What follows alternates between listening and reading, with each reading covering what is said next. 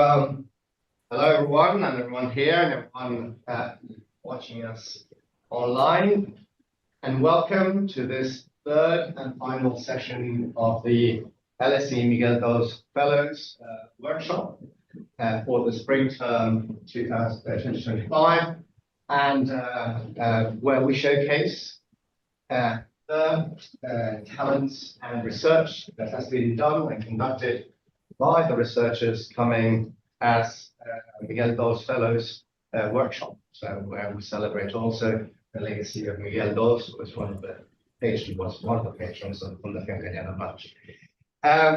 Today we have 5 fellows, 2 will be online, 3 in person here, talking about the different areas of research, which vary from economics to law to economic geography in most cases. And because we have 5 and we have a maximum of 1 hour and 3/4, I would recommend that all presentations are limited to 15 minutes. So that'll be a bit of time, that'll give us a bit of time to actually ask questions from the room, or if there are questions online, but also I'll be giving comments on how the delivery of presentations are slides. So since the schedule is rather packed, I'm going to start with the first presentation by Enrique Acebo, who is an assistant professor of management at the University of León, and who is going to be delivering his presentation online. So Enrique, are you there? Yeah, I'm here. Can you hear me? Yes, if you can come closer to the microphone, so we can hear you louder. Okay. I think that I can. We can also increase the volume here. Yeah. Can you hear me well now? I think so. Yeah. You are watching my screen. Yeah. So thank you so much, Andres, for having me. We're trying to.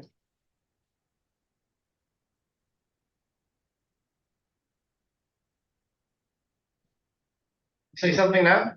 Yeah. Hello? No, it's the same. Can you hear me now?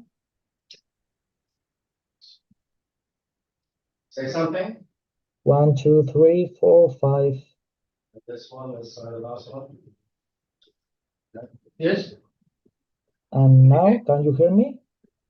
Yes, we can hear you, but it's not very loud. In any case, if you can shout to the microphone, that'll be great. So, yes, Enrique, please go ahead. Okay, sorry. I will try to manage with another microphone. Maybe this one, it sounds better. I don't know. It's from the MacBook. So yes, now we can hear you better. Okay, so perfect. As I said, it's a pity that I can be there with you in person. I'm presenting this paper in the Spanish Management Conference, Spanish Association of Management, in the conference in Pamplona. So this week I'm collecting a lot of feedback. So I hope that you could give me some feedback too. And this paper is written with Miguel Davila and my co-author Gutierrez Rodriguez from the University of León and Salamanca, and it explored the impact of extreme climate events on firms' eco-innovation. In this case, we are focusing on the role played by the firms. So the motivation that is behind this project is about, well, everyone knows that we are suffering a lot of heat waves, droughts, and the European Commission has a point that different parts of Europe are going to suffer from different extreme climate events. For example, in Spain, we are going to suffer from heat waves, but in the UK, it will be droughts and hot and dry conditions. And this, everyone knows that is going to have an impact on the economy. The European Commission has measured it between 102,000 euros per capita in some countries. So our research question here, it was how firms can eco-innovate to adapt to their activity to this situation. So the study in a nutshell, and I think that it's going to be very appealing for you, is that we try to solve this question, collecting data from 8,400 Spanish firms during the period 2008-2016. We use causal mediation analysis as we are trying to measure the impact of these extreme climate events on firms' eco-innovation. And we have found that the heat waves and droughts are the most important climate events when we are trying to promote firms' eco-innovation, and that this effect is bigger in small firms than in medium and large ones. So once I have summarized for you the presentation, let me show you what are the theoretical backgrounds behind this research. So we thought that there is a direct causal mechanism in which the firms are trying to adapt to this new situation. They recognize the problem with the climate change, and some of them they are suffering in their own facilities. They have suffered from droughts or heat wave. They have to stop the production because the machines cannot work with high temperature. And for example, in the US, Rivera and Clement study how the ski resorts are innovating to adapt to this new climate change situation. And the things that they have found is that the levels of snowfall are lower all the years, every year. So they are trying to produce artificial snow, but then this strategy is protective, and at the end of the day, they saw that this increased the cost of energy and it has an impact on the environment. So they decide to innovate with the capabilities that they have. And for example, they try to develop new business model during winter time, like music festivals.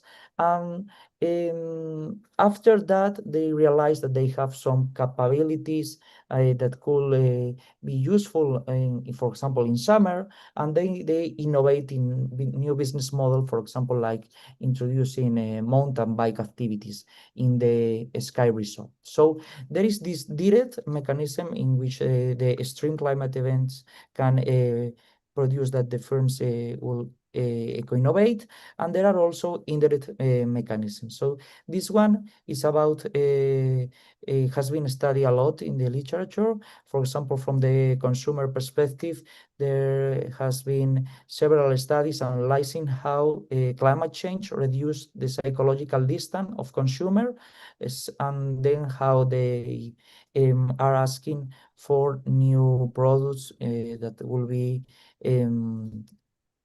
environmental sustainable. And then also there are some literature who analyze this topic in terms of regulatory pressures, and they have shown similar results. Those citizens that have suffered from a extreme climate event, they tend to vote more to green parties, or at least in that regions, they start to introduce legislation to combat climate change. So, for example, Hoffman and colleagues in 2022, they showed this relationship between extreme climate events and a green vote share in the European elections. So, taking these two paths in mind, we try to address this research question from the firms, from the managerial perspective, and we explore and we think that the small firms and large firms have different solutions to this problem. So, for example, smart firms, they are more agile than the large larger ones, they have lower distance to the extreme climate events because the owner of the firm, he is also a citizen who is suffering the extreme climate event and will introduce more eco-innovations. However, we thought that they are more, they suffer from some constraints in terms of capital, and maybe the type of eco-innovation that they are going to develop are not the same ones that larger ones are going to introduce. So in this case, the larger ones, they also suffer the problem, but they have more resources, more activities. They have this structural inertia that maybe not react well to the extreme climate event. So in both, that's why we propose in our model that there is a moderator effect of the firm side role. In that case, this is this slide, sorry, this is the model. We address the path between climate and eco-innovation, and we have an indirect one through environmental regional level. We analyze the moderator role of firms. So once I have pursued the model, let me go to questions. So we have the function, a linear regression, which depends on several controls, but our most important variable is the receiving the shock of climate change. And then we have a probit model to measure the likelihood of the firms to do eco-innovation. So we have controls NUS to level. We control by the firm's industry, the year of the impact. As we use causal analysis, we can decompose the total effect between the mediation path and the direct path. And as we are using this novel methodology, we are not constrained with all models, so we can have more linear relationship in the mediation path. So this is great because it can offer us a more broad perspective of the situation. So these are the variables. As dependent variable, we measure it eco-innovation. If firm introduce environmental, it relies on the Spanish version of the Community Innovation Survey. As mediation, we have environmental condition using the Eurobarometer, and the treatment we have treat here to measure climate change, heat wave, cold waves, floods, and wildfires. And the firm side is measured in terms of employment. As control variables, to avoid confounders, we have GDP per capita, percentage of the population with secondary education, related agricultural area, and the if region or not. So the change to if We're losing you. Can you hear us? You hear me?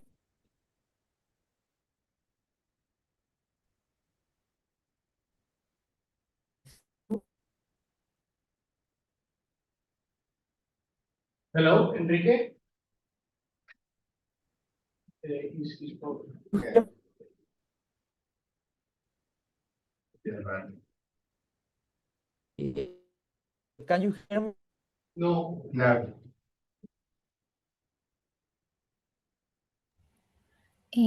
I believe that he's trying to reconnect again. Okay. Yes. Yeah.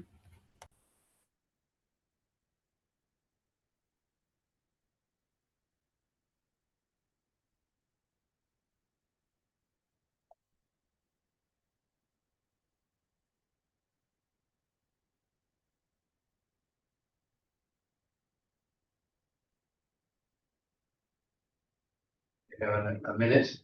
If not.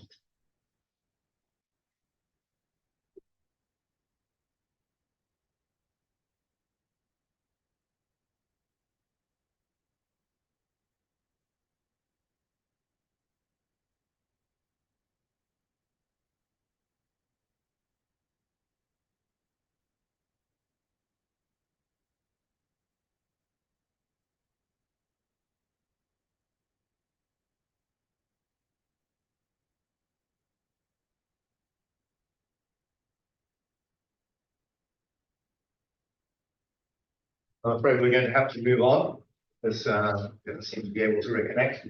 So now it's time for Marta Martinez Matute, who is an associate professor in economics at the Universidad Autónoma de Madrid. So, please. Yeah. So you Ah, hear? Yeah. Sorry.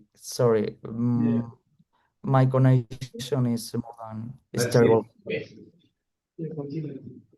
So let me put the presentation again. Show you.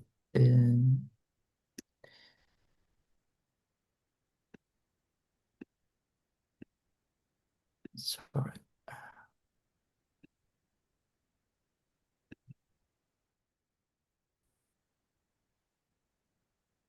Yeah, so you are watching my screen now. Let me, here. So let me go to the, we find that in terms of the full sample, there is a direct impact in terms of heat waves, but we don't find any support to the mediation path. We only find that the direct effect is what produce that the firms introduce eco-innovations, and we find similar results to the dry spells. So if we subsample the analysis and stratify by the analysis by firm side, we discover that in this case, for small firms, there is a direct and a mediation effect for heat episodes, and in this case the total effect is bigger than in the previous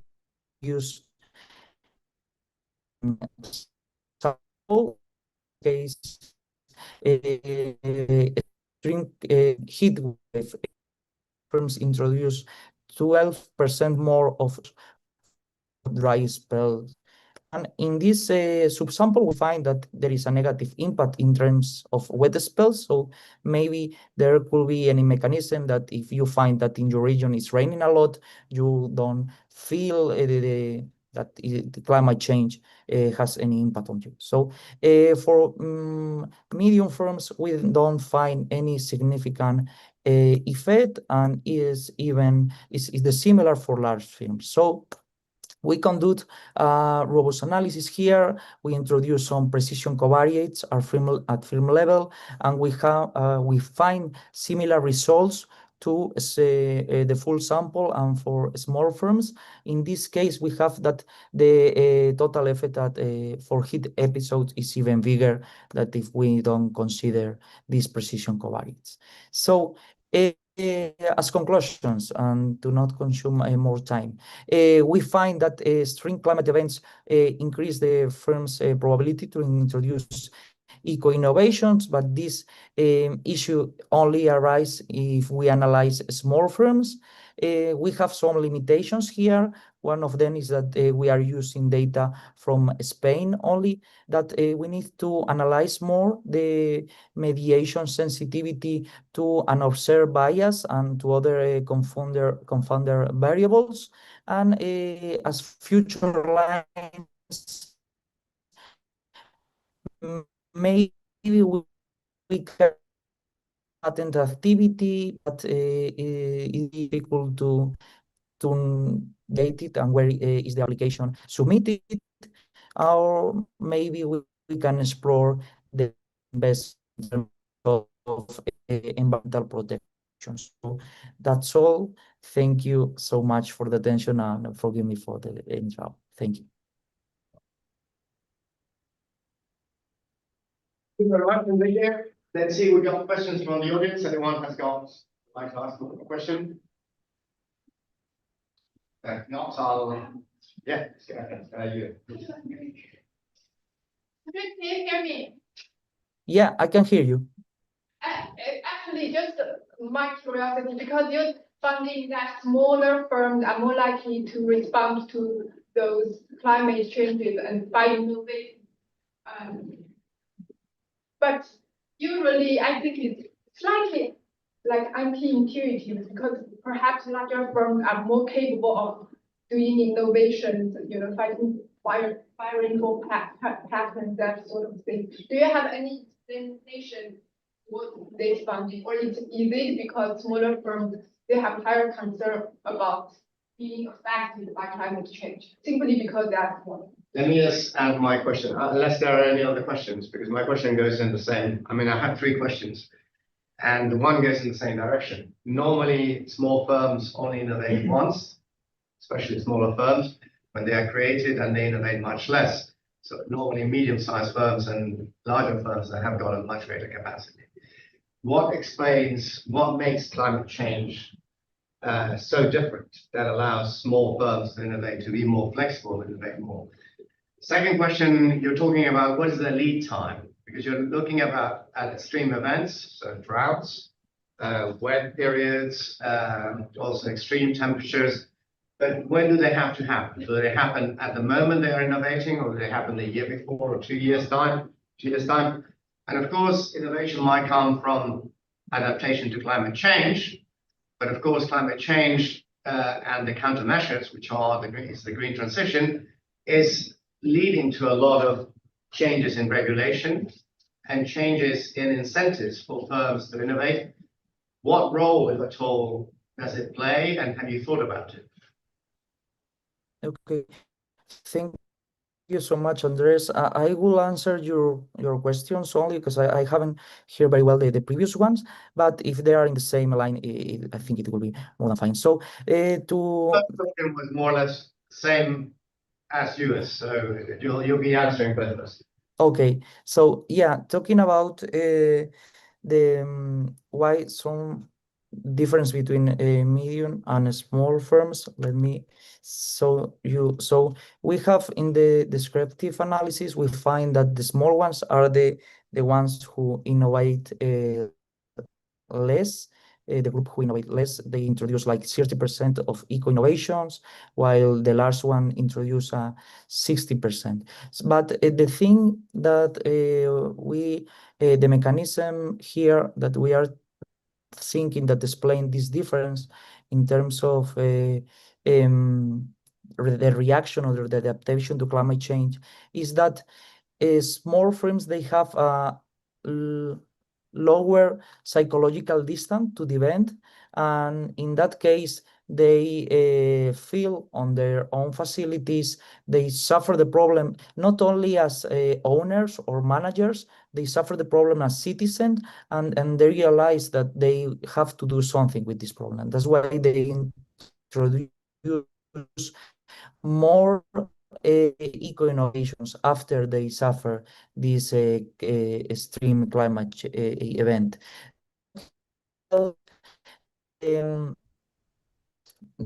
Time and how model we consider that environmental concern in this case is it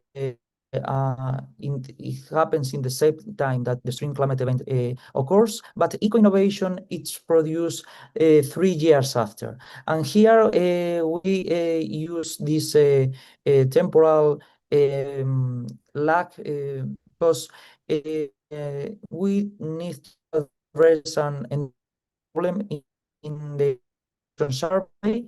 They ask how many, or have you introduced any eco-innovation this year or during the past 2 years? So to solve this endogeneity problem, we use this temporal variable lag 3 years before.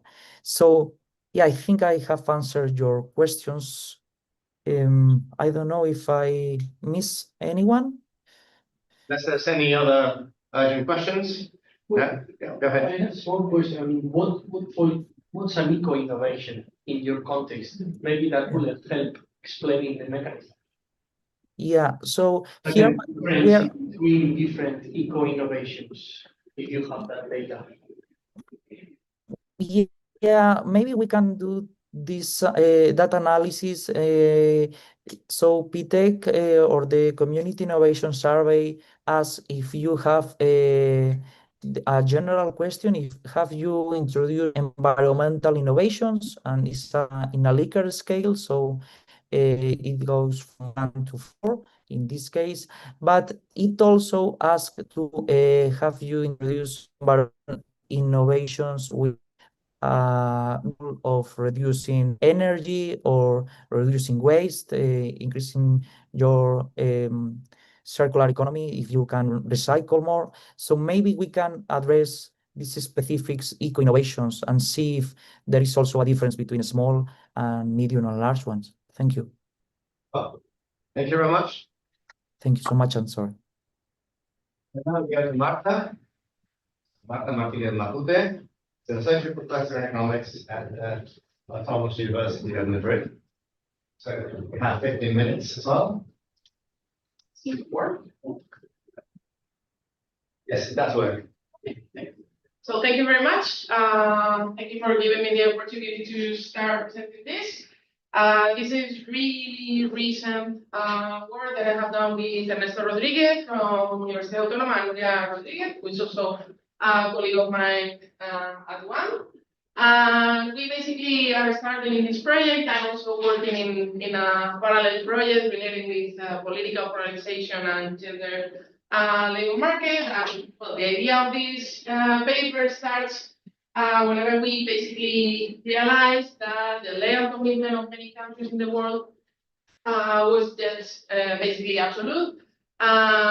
So practically 189 countries in the world has basically subscribed and signed the Convention on the Elimination of All Forms of Discrimination Against Women, but basically the reality just basically is really different. Because whenever we see gender equality in the end, there are still many barriers that women are facing in many countries in the world, despite the fact that this basically represents the legal commitment. So in the reality, basically gender equality is still ongoing. And basically there are many countries in which this doesn't really happen. Why this happened? Basically, in the same kind of picture, whereas the case of there are almost 100% of the countries that have basically ratified this convention of basically against discrimination against women. Most of them in many parts of the world, especially in some continents, have not really signed it without reservation. So they have ratified this convention, but they still have many social norms and many ongoing issues to basically limit these obligations based on national security or cultural autonomy in their own countries. So the idea of this is that basically, despite this international common legal basis, there are still huge differences among countries with respect to gender equality and gender development. And basically, there are still persistent gender wage gaps and all the gender gaps that basically limit productivity and economic growth, as many other previous authors have mentioned.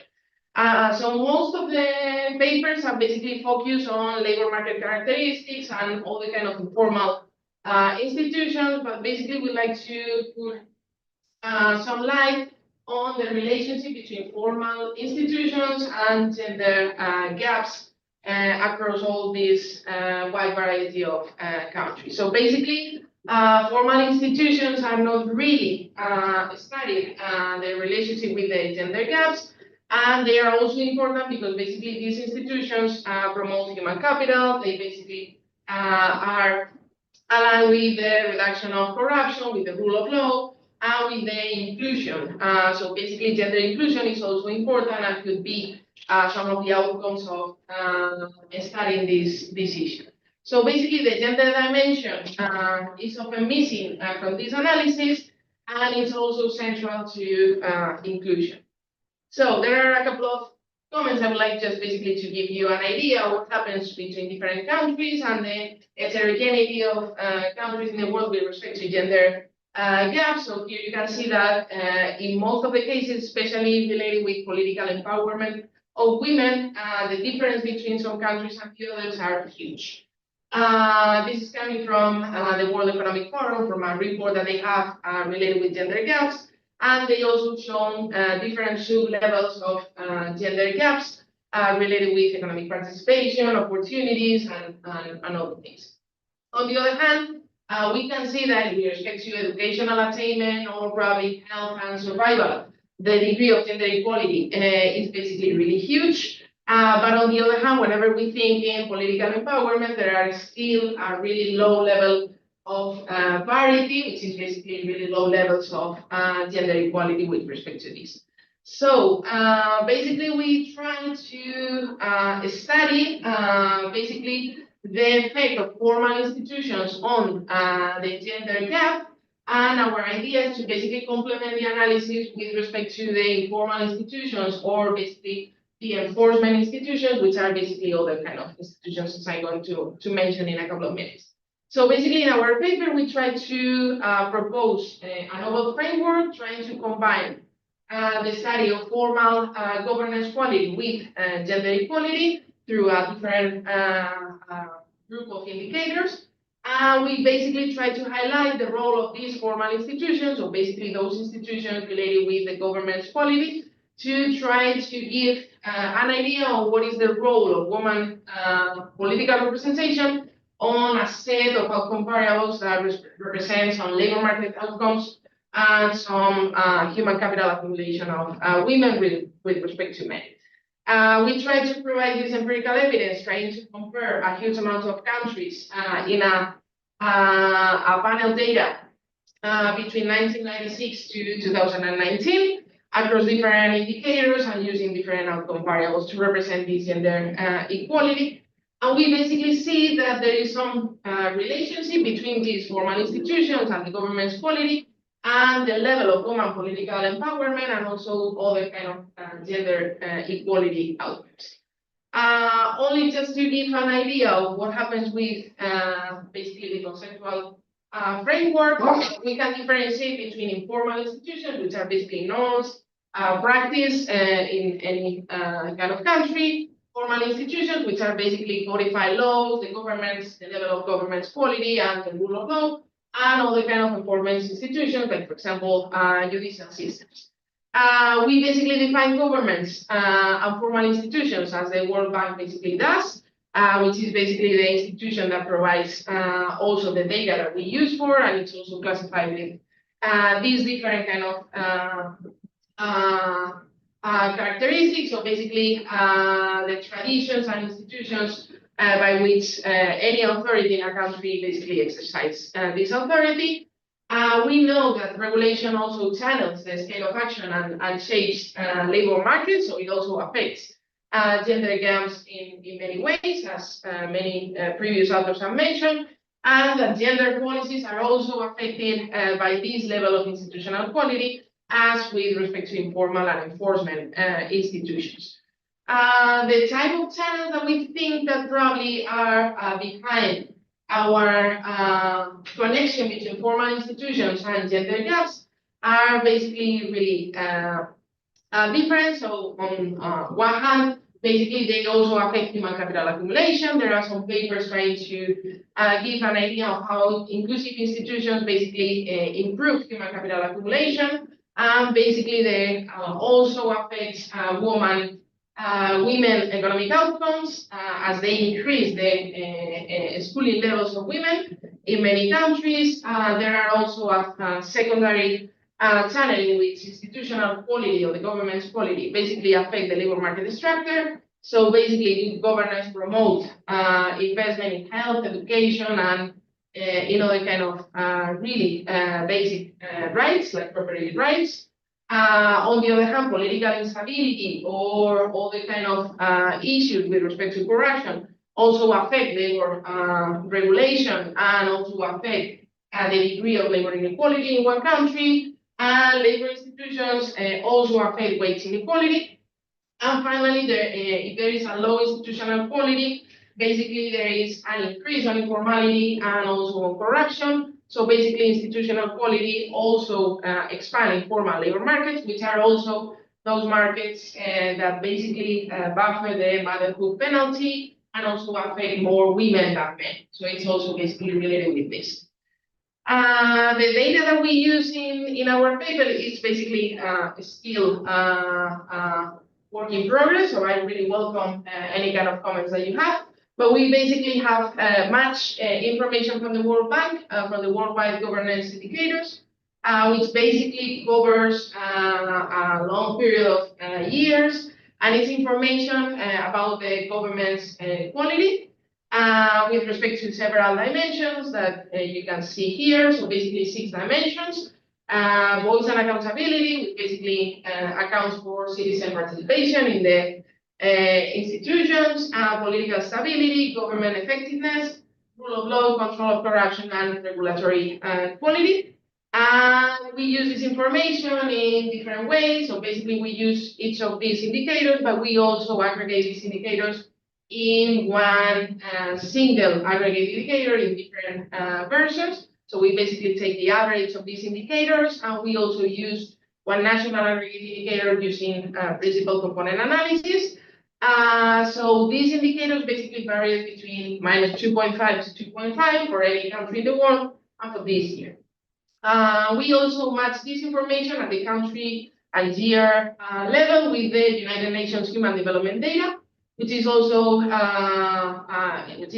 providing information about gender inequality, gender development, and many other dimensions that are behind gender inequality and gender development.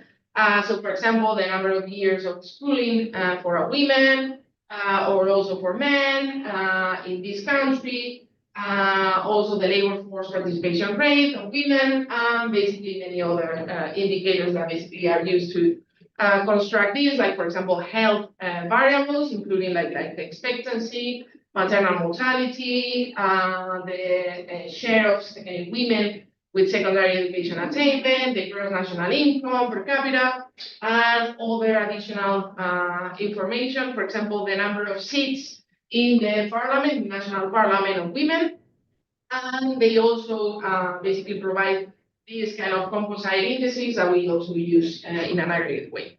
So we also add other kind of controls, like for example, for informal institutions, like for example, the employment protection legislation indicators from the OECD at the country level for some years, and we are working in adding new controls for our estimation. So our intuition basically is to estimate the effect of institutional quality on gender equality at the country and year level.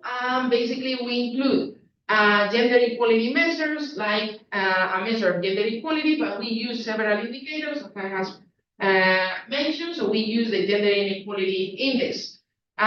We use a gender development index, and we also use the gap between the gross national income of women and men with respect to women in that country in per capita terms. And we also add different indicators, like for example, the labor force participation rate, the natural logarithm of the gross national income for females, female expected years of schooling, and the share of parliament seats held by women. All this information is at the country level and year level. And for estimating the effect of institutional quality, we basically use aggregate national governments indicators from the World Bank, and we also include in other robust specifications, basically the indicators itself, like the indicators that I have mentioned previously. So we work with 3 relevant national aggregated indicators, like N, G, I, 1, 2, and 3. If they basically represent the average of the 6 indicators, the first principal component of the previous indicators that basically represent the government effectiveness, the rule of law, control of corruption, and regulatory quality, with respect to several papers that have used this because they think that they especially affect the governance quality. Well, these are the statistics of this indicator. Maybe then I have more time to go into detail, the definitions, in case that anyone has any kind of question. And these are like the general correlations between the national government's index. Both the first version and the second version. The first one is the average of the 6 indicators. The second version is the first component of the 4 most relevant indicators. And we can see that basically there is a negative correlation between the level of governments and the gender inequality, and a positive correlation between the level of national governments and the level of gender development.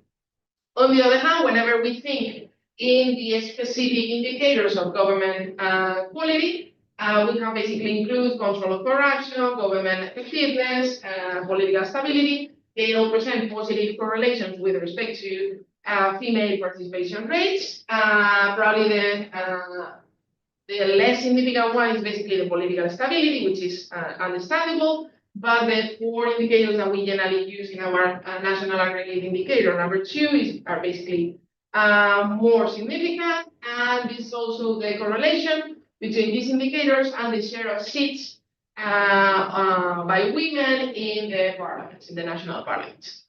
Whenever we estimate the effect of this national governance on the dependent variables, the gender inequality in the columns 1 and 2, the gender development in columns 3 and 4, and the gap between the gross national income of men with respect to women, we can see that the governance has basically a negative correlation with inequality, a positive correlation with the gender development, and a negative correlation with the gap between the gross national income of men and female. So finally, our idea was, well, we also checked that including several controls, like for example, education controls, GDP controls, and other regional and human development index controls, and for all the indicators that we have, so the national indicators and also the indicators themselves of voice accountability and rule of law and themselves.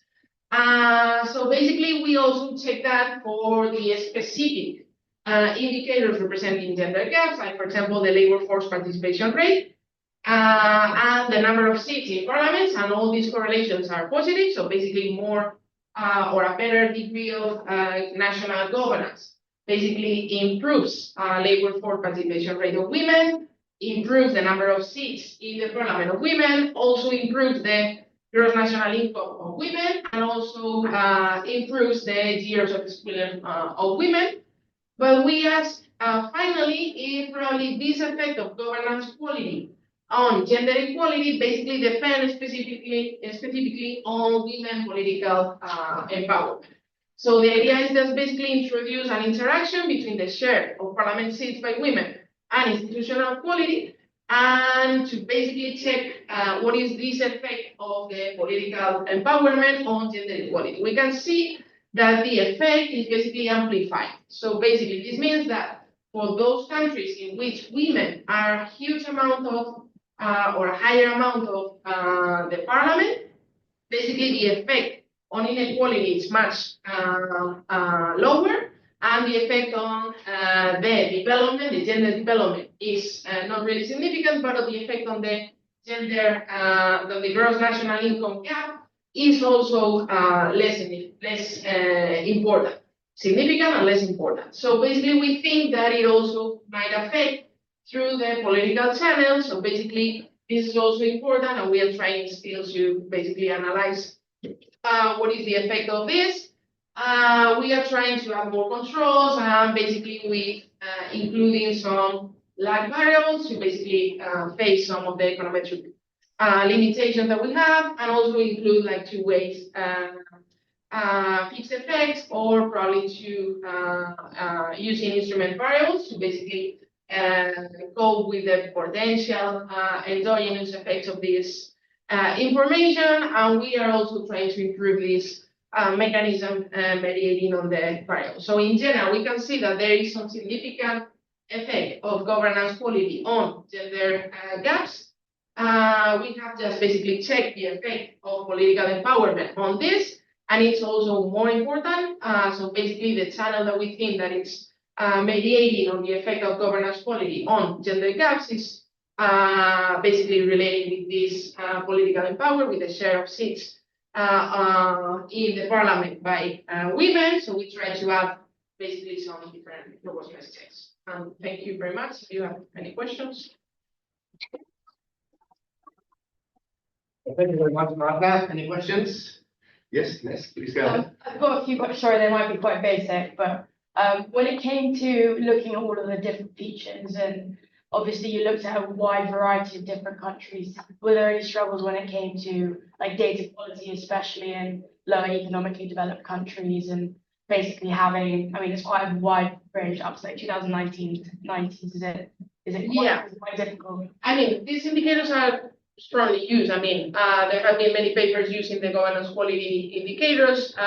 So obviously the effort of the World Bank to just basically provide homogeneous data with these different countries, I think it's huge. So I mean, they provide all these indicators. We can only use 96 to 2019. We have just basically checked, for example, different groups of countries, especially to see the effects are larger or not.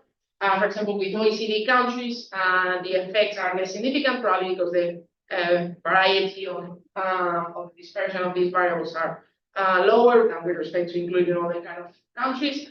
And we just basically include different kind of controls for high human developed countries, low human developed countries. I mean, we have just tried to put out, I mean, different kind of countries, and results are pretty much close to that. So I mean, yeah. And then I've got one more. When you found the political representation in certain countries, was there any further detail looked into, like what alignment the political parties which these people were members of, or anything that? Yeah, we don't have information on that, but I have information for Spain about political elections, and I have also tried to include this information and just basically check how many political parties are not only for Spain, but just for around like 80 countries.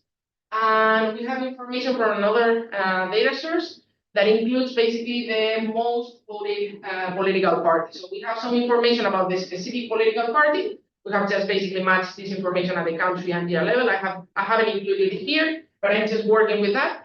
And just basically to see the first political party has a higher amount of the seats or a lower. I mean, just basically in another kind of project that I am working on about political polarization. And basically, there are some interesting results. Well, obviously, with more time, I will be able to also provide information about what kind of win these political parties has. So, I mean, just trying to aggregate all this information to just more progress political parties or more conservatives. I mean, work in progress. But thank you very much. Any other questions? Yes. Yeah, I have a small point. Maybe it's an unfair question, but I'm asking about the contribution. And if the contribution is more on the parliamentary seats, and that's the mechanism, I would like to know, how do you plan to test that, or to go beyond in order to capture that mechanism? Because I think it's the most important part of the Yeah, well, the first thing is basically to construct more robust results. The second idea is basically try to do some kind of 2 stages. So think first in what might be affecting the number of seats in the parliament by women, and then to try to look into how this higher power or higher degree of empowerment of women basically affect some specific variables of the labor market, like, for example, labor force. There is a really nice paper by Mora Sanguinetti and Laura Spido that basically go into the direction of understanding that the level of legislation basically promotes or stops rights or specific policies trying to basically promote gender equality in Spain. So we are basically trying to go into that direction. I mean, to see if a higher representation of women in the parliament basically makes it easier for women to basically pass into force policies trying to increase the level of labor force participation. And obviously we have world and global dimension where we have much more variation in these variables. So probably there is some strong relationship over there. But yeah, still to we're over time. Yeah, sorry. There's very quick questions and very quick answers from my part. One going in the same direction as Victor, but more general. Institutions in principle are gender neutral. If you have let's say, better rule of law or better government effectiveness, in theory, it shouldn't affect the relationship or the participation of women in society in general, gender equality. What is the mechanism through which you find, and what is the theoretical link that you want to develop? And second, you talk about formal and informal institutions, but then you have the World Bank global governance indicators that are mainly about formal institutions, with the exception of voice and accountability and and corruption. Have you thought about using the World Value Survey, for example, for other institutions such as Swansea? Yeah, it would be a great idea. We didn't think about that, but we will probably try it and take a look. Response to the first one, I think that basically, despite the fact that they are gender neutral, the possibility to adapt to changes in the society or probably to improve public policies through what these kind of degrees of inequality, even gender or probably other kind of inequality in the country, is also affected by that. So probably we are thinking still on those mechanisms, but we try to. Okay, thank you very much. Just one recommendation. I always make recommendations to people when they present. My recommendation to you is first come to the fore. I think Victor was saying you show your wares and be in front of the camera. It's your moment of glory. Second thing, know your audience. I know that you economists are always worried about method and always worried about identification and things like that. But when you are approaching a broader audience, what they want to hear is not how robust or how detailed the method is, how good the data are, but mainly what is in the story that you are telling and why is it so compelling to listen to what you're doing. And you have presented a very nice presentation, mainly for an audience of economists. We need to prepare another presentation for a broader audience because that's when you're going to have societal trend. In any case, thank you very much. Thank you. Magda, very nice presentation. And you get to a third presentation. So it's Yue. Yeah. And it's Yue Dai, who's a PhD candidate. Well, you're a graduate already. You graduated. So you're a doctor. In economics from Swansea University. So the floor is yours. Okay, today, because like this is a very early stage work in progress, so any comments would be welcome. Because I was working on this study, but several days ago I decided I should need to change the method because the data I have doesn't really support my stories. I had to change the story a bit, but the underlying story is the same. And the story I'm going to tell you is the same, just the method is a bit different. So, like the findings I'm going to show you are just very preliminary and just some statistical findings. So and also because it's still in the conceptualization stage, so any comments are they want to do. So this study is about regions, capital inequality, and utility content. That I need to tell you some background story about the inequality and social political attitudes talking with the government. There are mainly two explanations towards this funding. First one, the economic explanation. Second one, the cultural explanation. And from the economic explanation, usually it's not regional development track, where regions lack of opportunities and the future prospects. People living in those regions are more likely to go for housing, as you may already know. And the second one, there's why some individuals are reluctant to move out to the regions to places that with a brighter future, because of the socio-economic conditions where they are degrees of their social status and they do have certain kind of religious loyalty. And I have quotes from papers here to give you a more clear view towards the studies that are already usually older and working class. Education struggle with difficult with the challenges of modern economy are the typical types of topics. They are facing with the cultural shift in the rising economy. So, and then the second one on the individual level. Usually on the individual level, education and age are the global factors that related to population. Because if you have zero qualification, level of education, then I would go very hardly because they are something like groups that are taken advantage of by those elites. Companies and corporations. So there is also another another funding, which is the possibility of human capital sorting.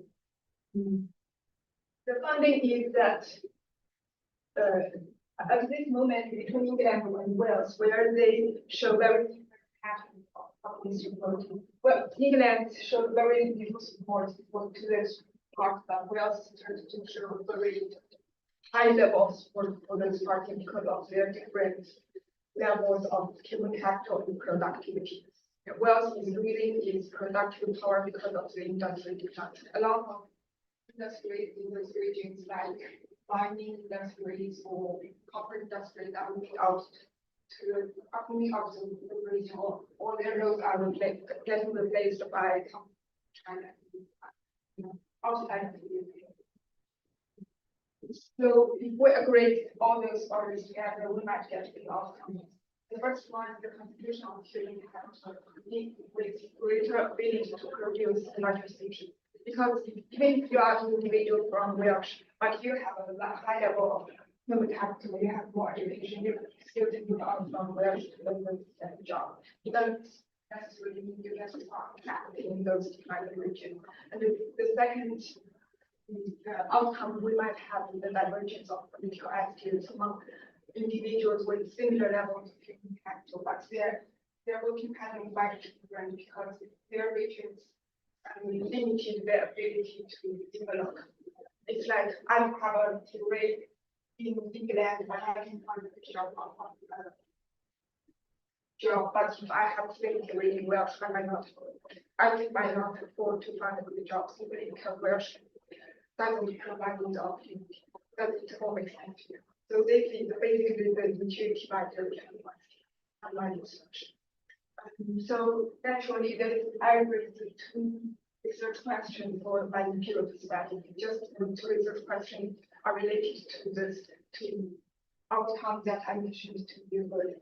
The second one is of populist growth and how the human capital distributed across the region and how related to the regional level of populist growth related to human capital distribution. And the second one is that the problems for individuals, do they have the same kind of ability to produce?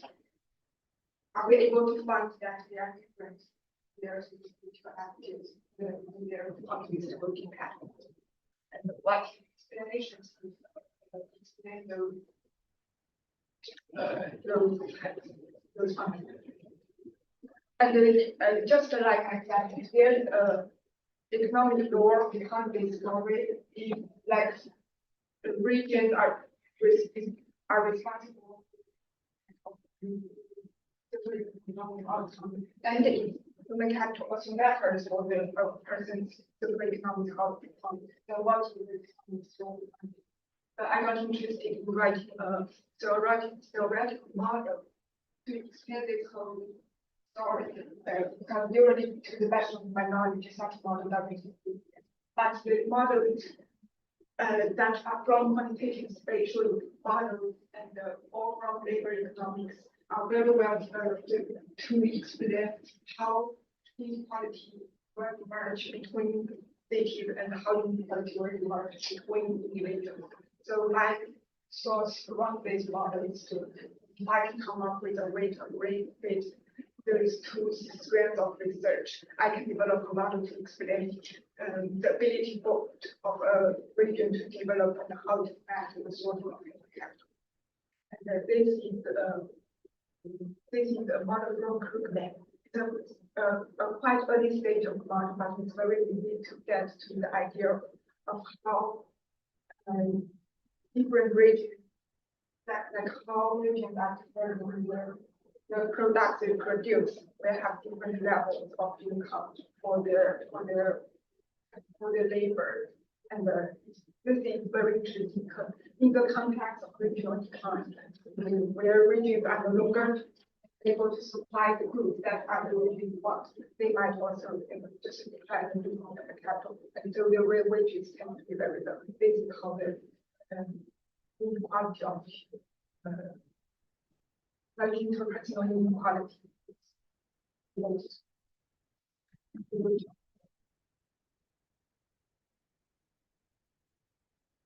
is the working pattern of populace in region. You can see only like in Scotland and Welsh, they tend to vote against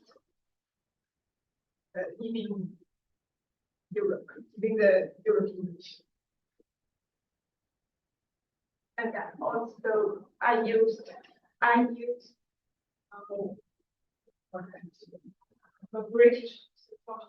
British House Reservation, and I did some analysis on people's education background and the region they are living. Just some very preliminary funding. I did the analysis of them on those people, and I found both in terms of income and education between regions, they have statistically different levels of income and education, which means that their average level of income and their average level of education are already very different between regions. And among all those regions, England and London and Welsh are the two that have very different levels of those two things. And this is a picture of how level of education of each region is related to their economies. The higher the value of education, the lower the level of their people have the education level of their people. So we can see that there is nearly a linear relationship where lower education, where cities, regions with lower level of education tends to be more populous on the region level. And if we see it on the individual level, we can see it also on the regional level. Like if education is a matter for people to vote against different parties, but we cannot find it for regions that already have relatively better development. For example, for London and the southeast and southwest and Scotland, their education doesn't affect their populist attitude, which means potentially for people living in those regions, even if they have lower level of education, they might still want to find a job. But it's not based on the inequality. It's not if you only have a relatively lower degree, but you are from Southeast, you can do that. And lower regions relatively well and the rest of the rest of the country. So this is the story and my finding that I'm going to tell you at the moment. And any comments and any question on that? All right, questions from the audience? Who wants to ask? Sorry, I missed it on most of the equations like the model. Oh, I haven't got the equation because I changed the story. Actually, I changed the story the day before yesterday. Right, okay. I was very confused on where I already come up with the. Right, I thought I skipped it, but okay. As I said before, I mean, for a general audience, you might not need the equations. You might need to explain what the story is about and what that can then be transformed into an equation. My question to you is, what do you define as populist vote? Because in the end, that was a question that was looming, and then you came with the Brexit vote. Yeah, Is it only the Brexit vote? Because that was 10 years ago. I didn't explain that part very well. I didn't explain the data set. From the data, the survey asked how do you identify yourself with different political parties. There are only 3 parties that can be regarded as populist parties according to this research. One of them is British National. Sorry, I don't quite remember the name. The British National Party. Yeah, but and the other two, one of them is like just. UK and the Brexit Party, and now it would be Reform UK. Yeah, Reform. and those are parties that typically regarded as populist parties, right-wing populist parties. So this is the result of the voting pattern. And what about populism within mainstream parties? Because, for example, Boris Johnson is a very different leader Yeah, than Cameron, and also Jeremy Corbyn was a very different leader from yeah, those the previous. like populist tendencies. tendencies of the mainstream parties. It's a way lasted for 20 years. Perhaps I can do some longitudinal study between around when those different party leaders were in the office to see how the voting patterns changed. Mhm.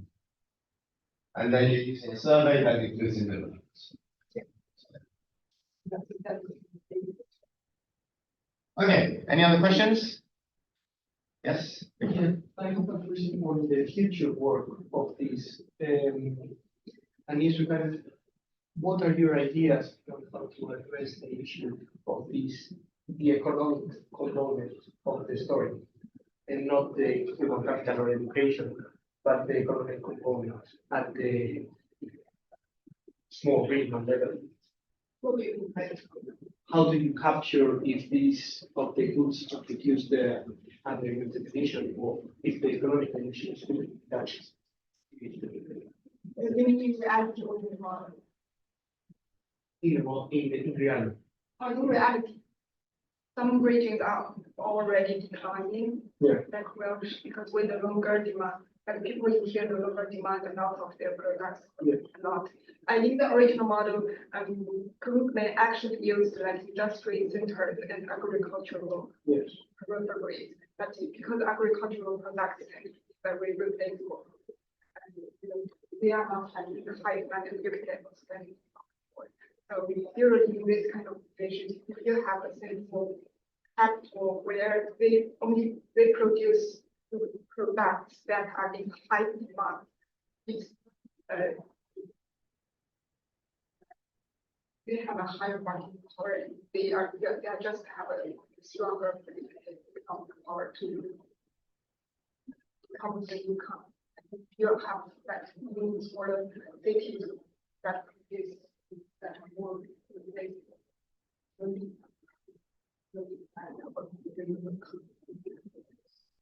All right, so thank you very much. Just one final piece of advice.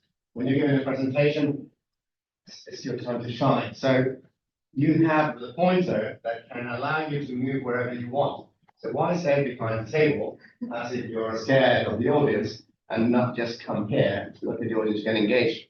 And everyone can see the screens because you have two screens on both sides. So just try to grab the limelight when you have that opportunity. All right, thank you very much for that.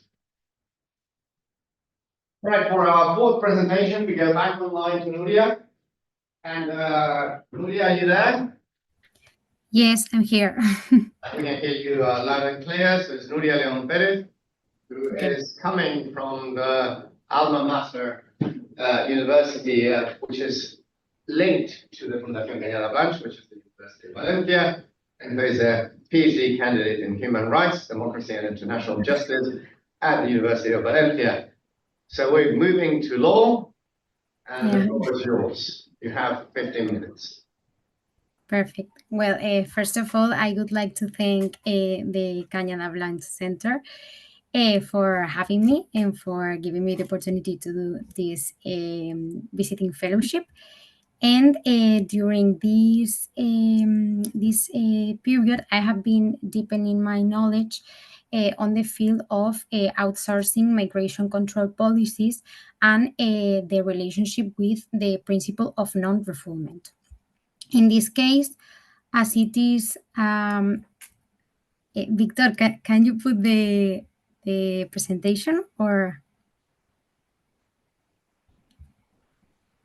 Okay, perfect, thank you. Well, in this case, as it is a topic of human rights, I wanted to define some concepts in order to to help you to understand the implication of this policy to human rights, because maybe you are not familiarized with these concepts. So, well, the first, well, in the next slide, there are these basic concepts. The first one is the concept of refugee, which, according to Article 1 of the Convention relating to the state's status of refugee, a refugee is a person that fears for his life in his country of origin due to different reasons, as, for example, his race, religion, for being part of a social group, or for having a determined political opinion. So therefore, that person is outside of his country looking for international protection. On the second hand, there is the concept of outsourcing migration control, which is a concept that has been defined by authors as Sebastián Covarrubias as the process by which states carry out directly or indirectly activities related to border control outside their sovereign territories, that is, in other countries or on the high seas. So basically, well, this type of outsourcing control can be carried out through different activities. As, for example, we can imagine a country that carries out, reinforces his cooperation with another country in order to have the authorities of the third country to intercept migrants in transit areas. And then we have also some agreements that have the aim of sending migrants from one country to another to have that international protection application processed in a third country. So in this case, I'm going to focus on this type of agreements, which are very, very controversial. And finally, we have the principle of non-refoulement.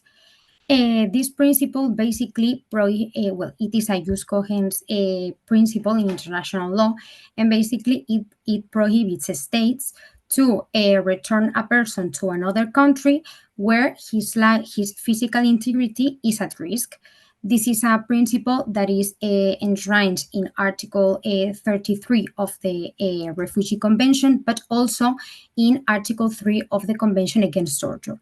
The difference between these conventions basically is that the Convention for the Refugees only applies for refugees, and it has only an exception. This means that there is a case where this principle won't apply. But on the other side, the Convention Against Torture is applicable to every person, with independence of the acts committed by that person, and has no exception. So this principle has an absolute character. And well, it is not in the presentation, but I just wanted to mention, just in case that you're not aware of that this principle is also in the European Convention of Human Rights. The European Convention of Human Rights, it's a convention of the Council of Europe, and it has its own tribunal, the European Court of Human Rights, which basically judges any type of violation of this convention. So if I refer to this tribunal, is just for you to know that it is applicable, well, that its judgments are enforceable in the European Union, but also in the countries that are part of the Council of Europe. So now that we have these concepts clear, I wanted to focus on two agreements that are the agreements carried out between Italy and Albania, and the United Kingdom and Rwanda. So, well, I wanted to focus on these two agreements because they show an important difference for the principle of non-refoulement. So the first agreement is the one signed by the United Kingdom and Rwanda, and it is formally called the Migration and Economic Development Partnership. And basically, this agreement had the aim of sending the migrants arriving to the United Kingdom to Rwanda to have their application, their international protection application, which is the asylum application, to have it processed in Rwanda, not in the United Kingdom. So the idea, or what the British government indicated, was that this type of agreement was done to benefit those migrants that were arriving to the United Kingdom through human trafficking, and in order to fight against criminal networks that are using migrants as a weapon. So, well, this agreement was signed, but in November 2023, the Supreme Court indicated that this agreement was not according to the human rights regulation for many reasons. First of all, because Rwanda was a country that did not respect his international obligations on human rights. Second, because the asylum system in Rwanda, the international protection offered by this country, had many flaws. So the United Kingdom could not be sure that those migrants arriving to Rwanda would have enough guarantees in that system. And finally, because under a similar agreement with Israel, Rwanda had expelled asylum seekers to their countries of origin. And this is an indirect violation of the non-refoulement principle. So basically, in response to this Supreme Court judgment, which blocked the disagreement, the British government issued a new agreement with Rwanda with the aim of having Rwanda considered as a safe country. In case you're not familiarized with this concept in the legal system, basically, if a country is considered as a safe country, the process to return that person to that safe country is faster. So they did this agreement, but finally, with the change of government, this plan did not move forward. On the second hand, there is the agreement between Italy and Albania.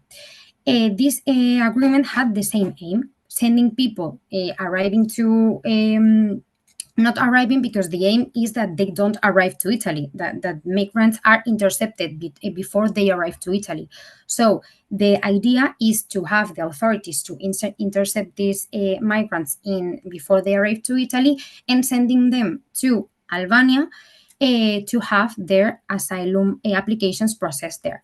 But in this case, there is a very important change regarding the other agreement, and it is that Italy, the Italian government, was building 2 centers in Albania to have the migrants, but where those migrants were in those centers in Albania, those facilities would be run by Italian authorities. The asylum applications would be under the Italian law, and also those migrants would be under Italian jurisdiction. So this has this is very, very important to the principle of non-refoulement, because one of the arguments that has been argued by the European Court of Human Rights to determine that there has been a violation of this principle is that the legislation of another country does not offer guarantees to those migrants to protect them against torture. But in this case, those migrants would be subjected to Italian law, so they could have the European guarantees, even though they would be physically in another country, which is Albania. So this is a very important change and very interesting. But even though there has been this they have done this new agreement, this doesn't mean that the agreement it's not a threat for human rights, because on the one hand, as I was telling you before, the idea is that migrants are intercepted before they arrive to Italy, and they would be directly carried to Albania. So it is very important that in that journey between Albania and Italy and Albania, Italian authorities can ensure that those migrants won't be subjected to any inhuman or degrading treatment, because Italy has already been convicted by the European Court of Human Rights for this reason in the case AE and others versus Italy. On the other hand, there is the problem that the Italian authorities in that journey have to identify who are vulnerable components of the group of migrants, because vulnerable people, as for example, minors or pregnant women, won't be carried to Albania, but to Italy. So it is important that during that journey, Italian authorities can ensure that they can identify who is a minor, who is a pregnant woman, and in order to do that, well, maybe with pregnant women can be easier, but with a minor, it's very complicated to determine that a person is a minor on a boat. So that is one of the other challenges of this agreement. And finally, the High Commissioner for Human Rights has also manifested that this agreement has some legal ambiguities, and in the practice, this can be translated to the fact that the asylum applications that are from people in Italy and Albania do not have the same guarantees. So it could be more detrimental for the migrants that are in Albania to have to achieve this international protection. So, well, even though that this is just a part of the migration situation, because I'm sure that you're probably aware that the migration situation is now a challenge in the European Union and in general in the world. We have at least the conclusions that I arrived during this research is that even though the tribunals are paralyzing this type of agreements because they are not according to human rights, this type of agreements continue proliferating, and there has been just another agreement signed between Denmark and Kosovo, and in the same line of the agreement between Italy and Albania. So even though we can see that Western countries are trying to do some changes in these agreements in order to avoid some legal gaps or some legal challenges that the agreements had previously. The paralyzation of these agreements can not only rely on the judgments of the tribunals, but this has also this is a political responsibility too. And we have to make sure that any political interest can override the role that states have as protectors of human rights, especially in the European Union, which where the protection of human rights is one of our core values. So, well, thank you very much for your time. I hope you found it interesting. And also, as I'm in my first year of the PhD, any comment that you want to make is very welcome. Thank you very much. All questions? Okay, so there are no comments. It's not my area, but I find it very, very interesting what you're doing. Yeah, and one question is regarding the agreement between Italy and Albania. So the idea that these are mainly migrants that do not touch Italian soil, but then they are put into Albania in a facility that in theory is regulated by Italian law and therefore EU law on the human rights. But how would that protect, and what is the difference with what happened, for example, in Guantanamo Bay, where in theory what you had was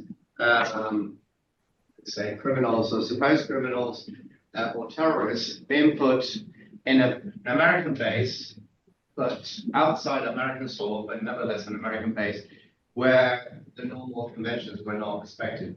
How would that be different?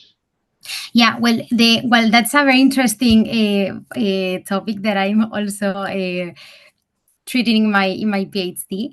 And basically, what happened in Guantanamo was that the United States and the United Kingdom military forces, they subjected terrorists or people that they thought were terrorists to torture and other inhuman or degrading treatment. So in that cases, according to international law, they would be under the jurisdiction of the forces or of the state of the forces. I mean, the state that is having an effective control over those people is the applicable law or the jurisdictions that they are under. And this case, they try to judge it in the International Criminal Court. They initiated an proceeding in International Criminal Court, but finally this was not, it didn't move forward. But in this case, the thing is that Italy is trying to make sure or to he's trying to say that this agreement is according to international law or to EU law, because they can ensure that even though those migrants are in Albanian territory, Italy is going to respect his obligations under international law and human rights in the centers where they are held. So, for example, the centers should be according to the regulations of the United Nations regarding the treatment, that the treatment that those migrants will have under those in those facilities will be according to the rules of the United Nations for the treatment of prisoners, for example. So the thing is that they want to give the idea to the European Union that even though they are not physically in Italy, those migrants are safe. And that is because they are under Italian law, and that is like the key point of this change in the agreements. How is that different from, for example, the Rwanda case or the Denmark and Kosovo case, which are in this case migrants that arrive in the country and are then deported, but in order to convince at least public opinion, the British government went at great lengths to say that people will be treated fairly and with all the guarantees that we have in the UK, despite the fact that it's in Rwanda. I'm not sure if I heard you correctly, but the main difference between the United Kingdom and Rwanda agreement and the Italian Albania is that when the United Kingdom returned people to Rwanda, they were under the law of Rwanda. So the applicable law was the Rwanda one, and also they had to follow the international protection system of Rwanda. But in this case, it's different because the migrants that are in Italy will apply to have international protection in Italy, not in Albania. So the guarantees that Albania and Italy can offer, or the guarantees that the United Kingdom and Rwanda can offer in an asylum process, are quite different. For example, in one case, Italy, in the European Court of Human Rights, Italy was convicted because they sent to Libya migrants to have their asylum applications processed there. But Libya did not have a system of international protection. So obviously, Italy could not ensure that those migrants arriving to Libya would have any protection in Libya, because there was not a system of protection. So yeah, basically the difference is the jurisdiction and the applicable law in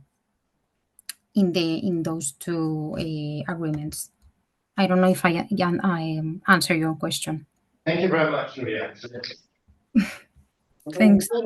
Last but not least, we have Yue, and Yue, who is a PhD candidate in economics at Lancaster University. So Yue, the floor is yours. Thank you.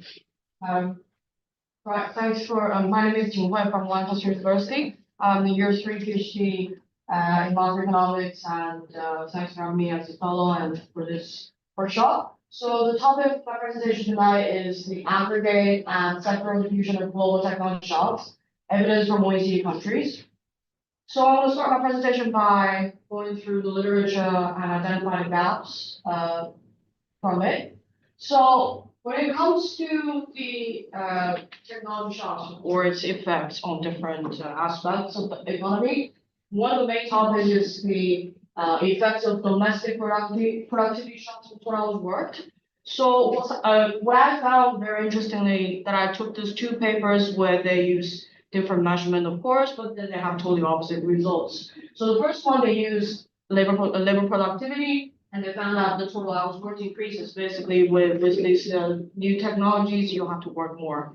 However, back in 1999, through Gali, they used the total factor productivity of G7 countries, and they found out that the total hours worked decreases. So it got me confused, and I'm like, why? But then also, I found the gaps here is that, well, they focus on the domestic countries, and they assume that the diffusion of technology is like country by country, while they kind of just ignore the diffusion channel, because in real life, what's going on is when there's a new technology, it's pretty much spread from different countries to others pretty much at the same time. So the diffusion channel is very important, rather than only use either domestic labor productivity or domestic total factor productivity. So the gaps here is very obvious, where it's not global enough. They care about, okay, domestic TFP for the identification of technology. So it should be, in my opinion, it should be going to global scale. So it needs something new. So the answer to this question, to this gap, where I found in the literature is the trade, where in the literature, a lot of paper claims the importance of trade in this technology diffusions. And these 2 papers, they both claim the importance of technology in diffusing, or let's say, foster the productivity or knowledge spillovers. But the gap here is that not many of the empirical analysis are working on this cross-country average and also the heterogeneous diffusion through other factors of this global technology shocks. Apart from this, at the country level, you can always see those papers focusing on those main countries. For instance, US. Makes sense, they've had a lot of very detailed data, but I believe that more countries need to be included for more intuitive results and policy implications, basically. And then, apart from the country level stuff, I also want to see the sectoral diffusion of this global technology shocks, where these 2 papers, well, they're mostly theoretical analysis. So I want to see, the gap that I found here is that I want to do more about empirical analysis of this average sectoral effect of global technology shocks. Okay, so based on this, to address all these critical gaps, the research question that I have here is, to what extent does trade facilitate technology diffusion across countries and sectors? So let's first review the results. So I've had this new index called World TFP in WTFP for global technology shocks. What I found firstly is that it's in line with the existing literature about the technology shocks, that it has caused a long-term increase in GDP and domestic TFP across countries, which is pretty much what existing literature is about. And then apart from this, I've had this global technology shocks. I'm trying to see its effect on the total hours worked, which is in line with the literature as well. Interestingly, the results prove that in the short run, it started to increase, and then in the long run, it started to decrease. And I want to know why, because this is different from the 2 literature that I just picked. So to find out why, I move on to the sector analysis. And firstly, what I confirm is that the traded sectors are the main channels of this global techno shocks diffusion. And then based on this fact, I found out that the global technology shocks boost foreign demand of domestic traded goods, which is very intuitive and very useful for the governments to take over. And then apart from this, I also found out that global technology shocks create jobs in the long run through the extensive margin, right? And then apart from these, I've also had something about the heterogeneous diffusion at the country level through two factors. One is the labor mobility. Basically, it is all about how easy for the labor like us to move across sectors.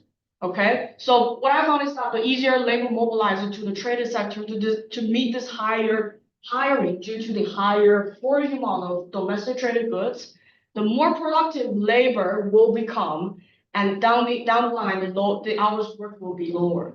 And then another factor that I used was through the current account share. Basically means how much country borrows from abroad.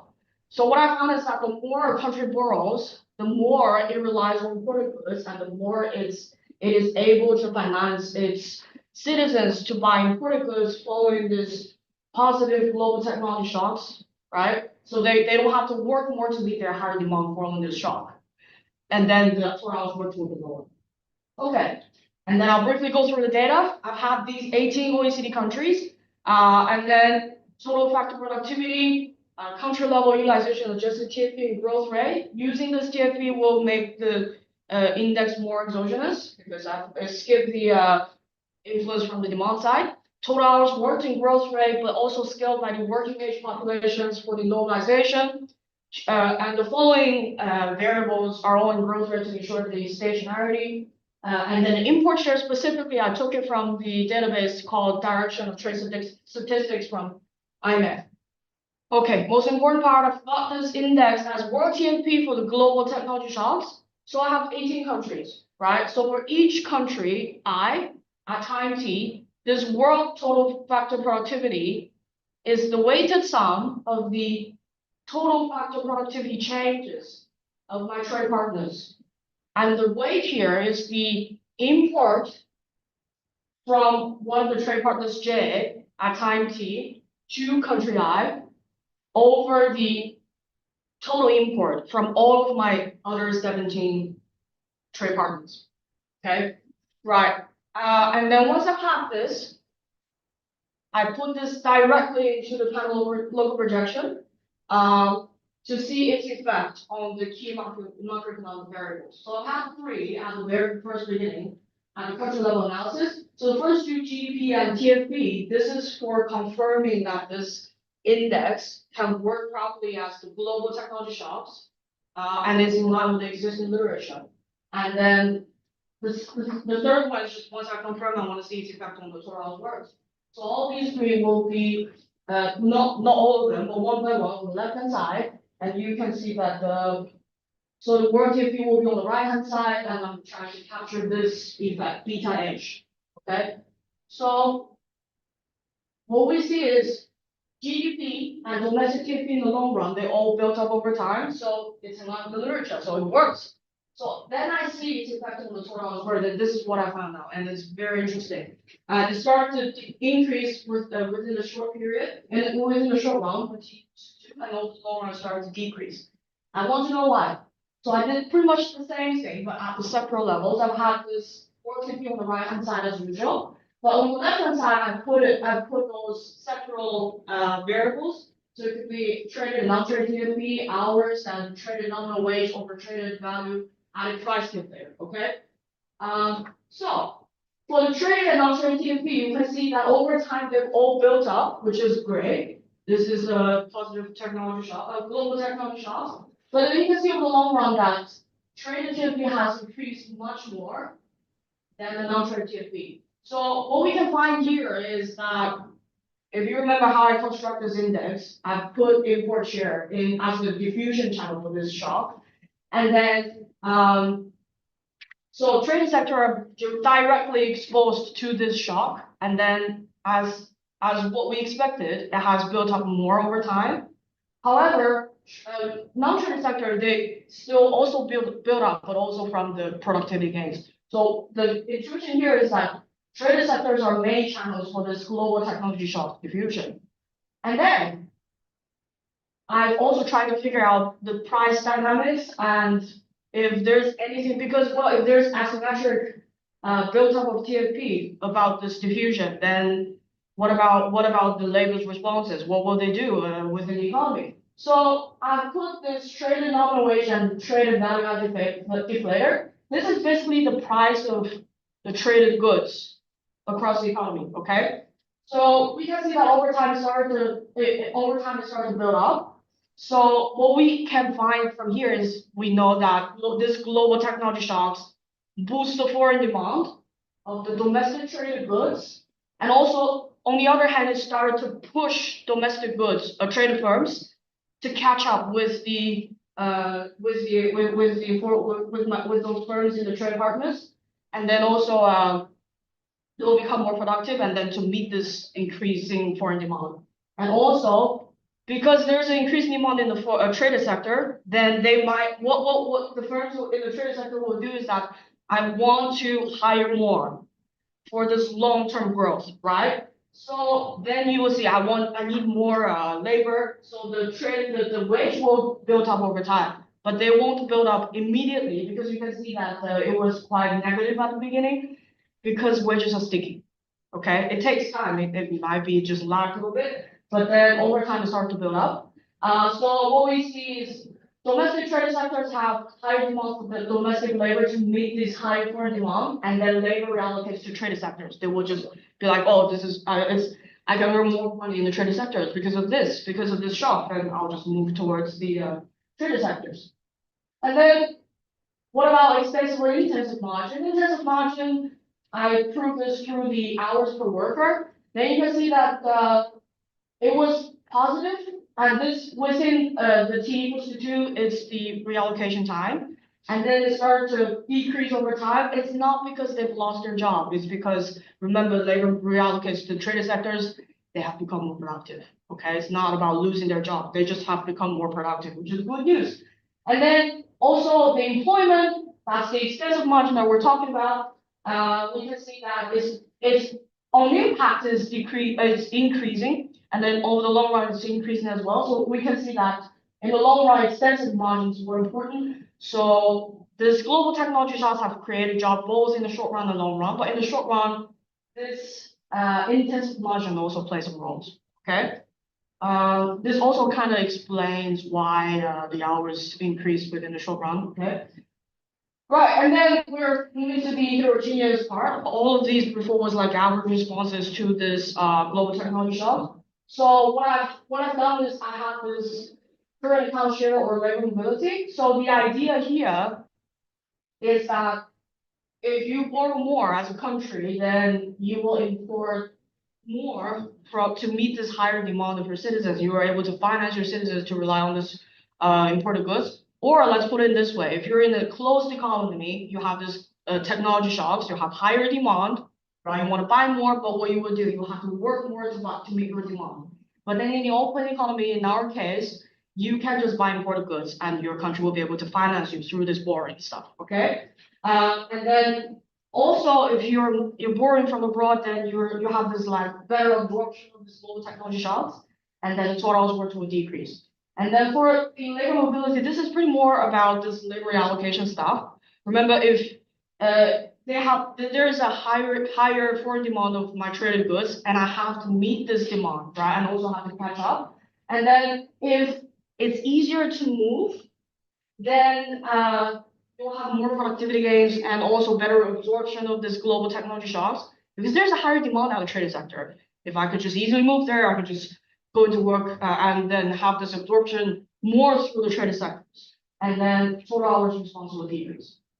And then I did this through this interaction term. So what I did is that I have this world TFP index, and I put this as the product with the country-specific current account share or labor mobility, and I capture the effects of this index itself as the global technology shock direct effect.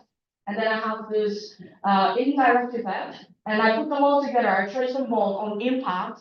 And I have this conditional effect with the country-specific current account share or labor mobility, and I call that total response. and then I plot the heterogeneous diffusion across countries. So basically, this plot has matched what I expected. If you borrow more, which means your current account share is negative, you will have a lower total response, means that you have better absorption of the shock. And also, it's not that it's negative responses. It's positive responses, but then it's just lower, okay? And then for the labor mobility, you see, if it's easier to mobilize towards the traded sectors, they have become more productive. And then the total hours of total responses will be lower as well. All right, conclusion and policy implications. So I've had this index for the global technology shocks, and what I found is that it has increased productivity and cheaper in the long run with this new diffusion channels through the import share, okay? And then I also have found that the total hours worked increase first and then decrease in the long run, which I found interesting. I want to know why. And then later I found that at the second level, this global technology shocks increase foreign demand for the domestic traded goods. So it's not a bad thing, okay? It's not a bad thing to open to trade with your trade partners, basically. And then in this case, we know that open trade fosters global technology diffusion, boosts employment in both the short and the long run. And also makes your labor more productive, right? And then also the higher borrowing capacity allows countries to meet rising domestic demand with this imported goods, and then you just don't have to work that much to meet your higher demand. And then the easier the labor mobilized, then it's going to facilitate this labor allocation to meet this foreign demand, higher foreign demand. And then, well, the last one, we've had this trade tensions. It's not ended yet, and we never know when it's going to end. I think my idea is that I think open trade network is viable for absorbing this global technology shocks, because again, trade is a very important diffusion channel for this new technology. So if you close, maybe there's some bad outcomes, and it's gonna also support the labor market resilience. Now, I don't think it's gonna hurt the local market. It depends on how you manage that. And yeah, that's the end of the presentation. Thank you so much. Further questions?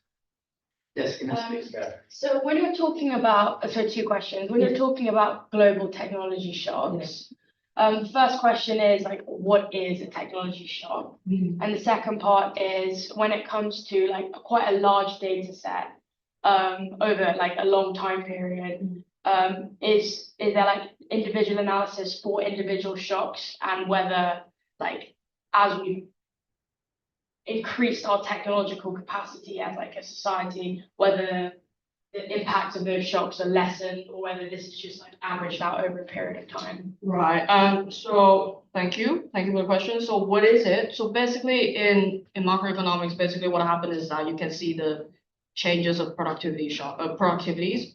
So when it comes to these changes, when the new technologies are introduced, so it's more like the econometric stuff, but then this turbulence and stuff could be called the technology shocks. And then when it comes to this large data set, the impulse response of those plots that I've sent you, those lines, it's the average responses of those key variables to the shocks. So what's a bit of different in my work is that I've had this index, and I believe it's exogenous enough, so I directly put it into the parallel projection. But in general, previously, if you use some other models, you have to have this residuals, then you put it in the model, and then it's going to work as a shock, right? So it's slightly different, but then the idea is it's not one by one, no, because that's what I found as a gap in the literature. And so I want to know what's the average responses of the key variables of all these economies to this global shock as well, okay? And also you can find out the countries that I found, OECD countries, they're pretty much at the same group, right? Which I think is one of the problems that I've had so far, because people ask me about, do you have China? I said, I don't. But I put that in my third chapter, which is similar topic, but then I think I could do a bit more about that.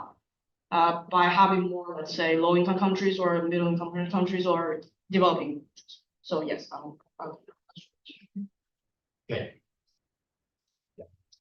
Yeah, I have I have several small questions, but I will just ask Well, we have to go one through quick this question, as well. one quick question, and is usually the number of hours work per person.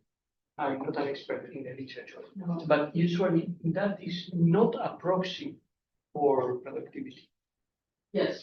It's not a straight proxy for productivity, but you're claiming that a small number of hours worked is a proxy for productivity.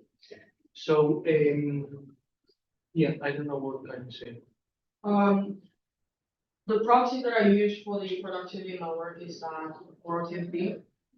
So hours is just as the outcome variable. Yeah. To see if this new index with the diffusion channel as import, to see if it has any changes to the hours worked. But I mean, usually the hour work is not the outcome variable. Is not, let's say, determined by labor, but determined by the employer. As I understand the literature. But I can guess you can make the argument, but just with the right literature, I guess. Yeah. Yes. Yes, I think, yeah, but also, are you talking about it might be determined by the working age populations that we're talking about? No, by the economic activity, not by the employee. Because in here, the working hours is a decision made by the employee. Because his salary is raised. It's different angles. I think it's different angles. You're pretty much talking, you're focusing on the, I think it's slightly micro levels sort of stuff. Yes. But macro level wouldn't care that much because, well, what I do is just, I trace all the data and then, I need to normalize it and I put it into the model, but I see what you think, yes. Okay. One final question from me, very quickly. Yes.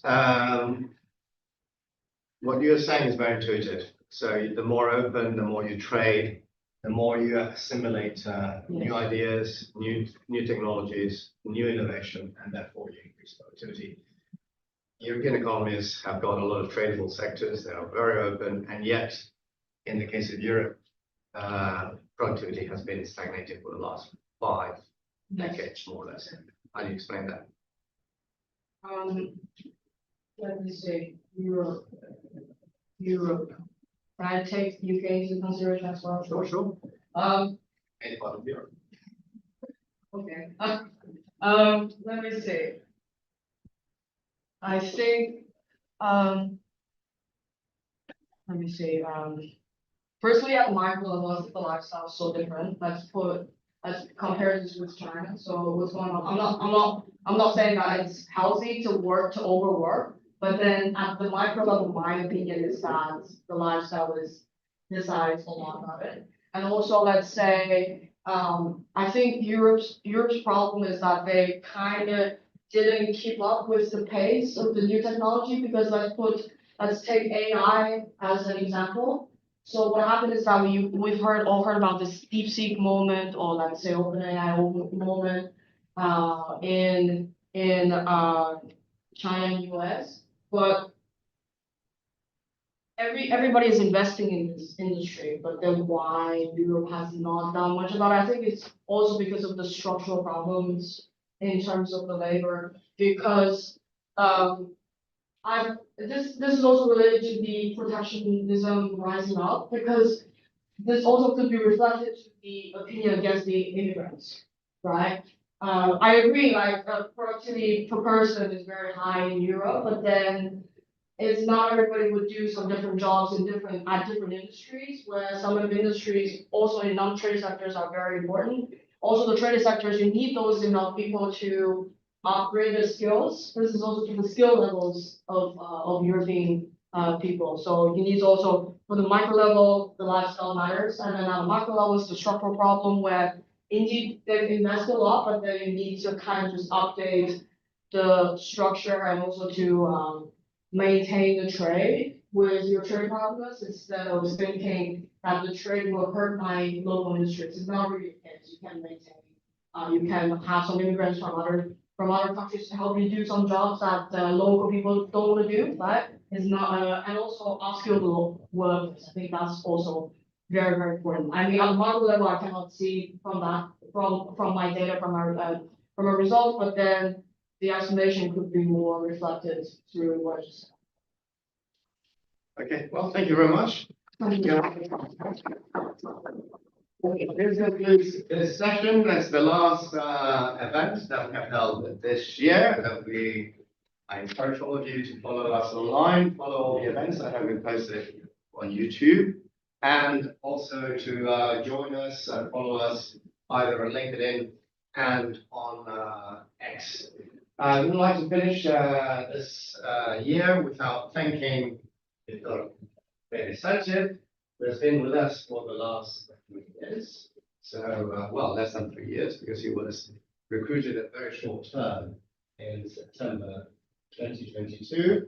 And in these 3 years, he's been an excellent leader and manager of the center. He has presided and made sure that it all worked very well. More than 35 different events that we have held during this period. And now he's moving to pastures new. He's finished his PhD and he's able to, well, get a fantastic job, probably at a central bank.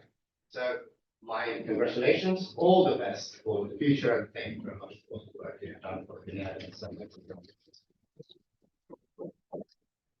I'm going to get hungry. You might as well go because we have a reservation at 8 o'clock and we need to move now.